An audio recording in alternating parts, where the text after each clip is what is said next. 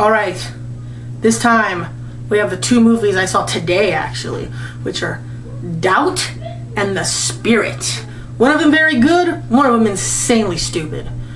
The good one is Doubt. And this is such a simple film, but it's really powerful. Pretty much, it's just the principal of a parochial school thinks that the head priest of the congregation is molesting one of her students, and she takes actions against him, and that's it. That is it. I mean, pretty much everything is implied. There's almost nothing. There is nothing shown. Everything's implied, and that's the purpose. The purpose of the movie is doubt, to show how people doubt each other, and how gossip works, and also how it can change people. And me personally, growing up in the Christian church, not Catholic, it's different denominations in the Protestant movement, I've seen how things like this can happen, not to this degree of molesting, but just to smaller degrees of people passing around rumors, or even if they have some foundation, and people leaving churches because of it. And it's sad, and so it added a little bit more impact with me. The acting in this is so fantastic. I think that Meryl Streep, she's good in this, but I really like Amy Adams and Philip Seymour Hoffman more than I like Meryl Streep in this. Meryl Streep's supposed to be like the leading Best Actress candidate for this. I wouldn't say that. I'd say I don't remember her name. Emily Mortimer. She was in Trans-Siberian. I'd probably pick her, even though she's not even going to be nominated because the movie got like very little notice from anybody. It's available on DVD. I'd highly suggest renting it. It's a fantastic movie, but it's not that I hated Meryl Streep. It's just that I think someone else could have played that role just as well. She didn't really make it her own. I think Philip Seymour Hoffman and Amy Adams, especially Amy Adams, I thought she did a fantastic job. She usually plays, more cute, bubbly characters. But in this, she really shows that she's a great actress. And I think if she keeps doing roles like this, I hope she wins Best Supporting Actress for this. If she does, I think it's going to be a huge boost to her career, and she can eventually move to be one of the leading ladies in highly acclaimed Oscar material movies.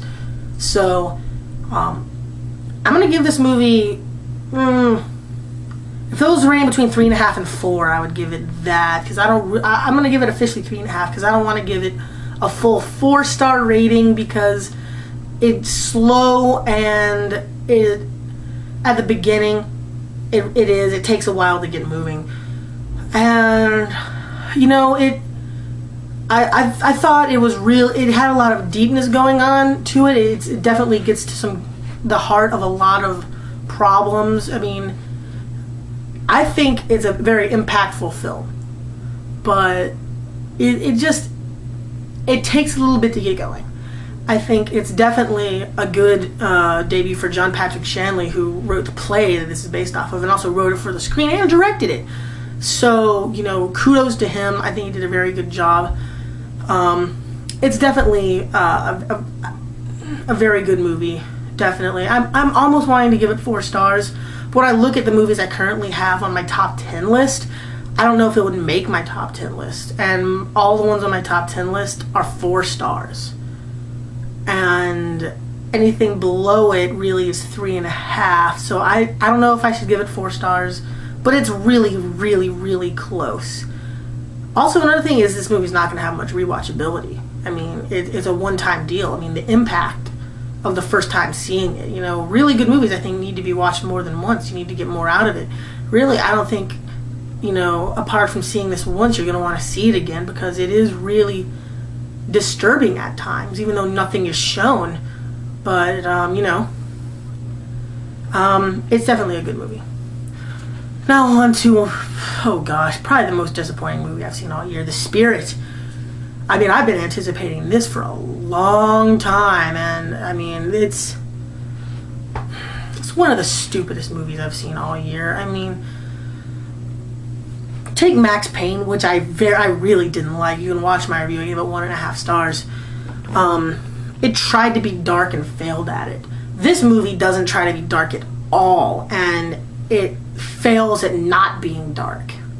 I mean, you'd think it would be a little bit dark, just simply because of, you know, it being Frank Miller and it being like trying to be the noirish type of movie that Sin City was. And for the first 10 minutes of the movie, I mean, it's very, very Sin City-ish. You definitely think it's going to be like that. And then all of a sudden Samuel L. Jackson's character pops up and it becomes a cartoon. And from that point on, it's a cartoon. It is a flipping cartoon. It's ridiculous in every scene. The dialogue sucks. It's so stupid. I mean, Samuel L. Jackson character, the octopus, constantly talks about eggs. Why? Maybe it was something in the comic books about him being an egg-themed villain and they never addressed it, because he constantly talks about eggs. Why? Just talks about eggs. Egg on his face, eating eggs for breakfast, how he hates brown eggs. I mean, it's hilarious, but it doesn't belong in this movie. It just doesn't fit with the style at all. I mean, it's really highly stylized. I mean, the visuals are absolutely fantastic, but that is it. After that, there is jack crap reason for you to see this movie. So disappointing. I mean, it reminds me of Boondock Saints in the fact that it's a movie that wants to be serious and it tries to pull off something and fails completely on every turn, and it's so funny that you know, you can't help but just laugh out loud, but something deep inside you says, wait a minute, this movie's trying to be a good movie rather than a stupid movie, and so it fails. I don't want to say it's so bad it's funny, because that's reserved for movies like Plan 9 in outer space, or like Empire of the Ants, or Troll 2, or bullcrap like that. They're not The Spirit. It's freaking Frank Miller. He's a legend. He's a genius. I mean, at least when it comes to comic books.